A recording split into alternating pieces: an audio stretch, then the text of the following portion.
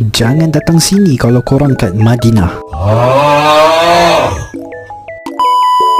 Alhamdulillah, setelah selesai umrah, kami berpeluang untuk melawat Madinah menaiki train.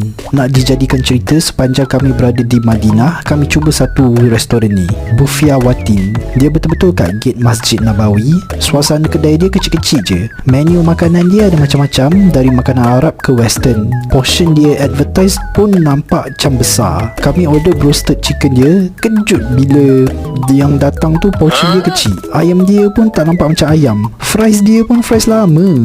Kemudian kami order shawarma. Yang datang shawarma angin, macam karipak angin Malaysia. Bila dah sampai part isi dia pun masih tak sedap. Kami order juga zinger burger dia.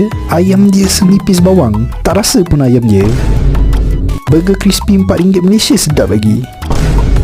Overall, jangan datang sini. Apa-apa pun makanan kena habis. Next time bro.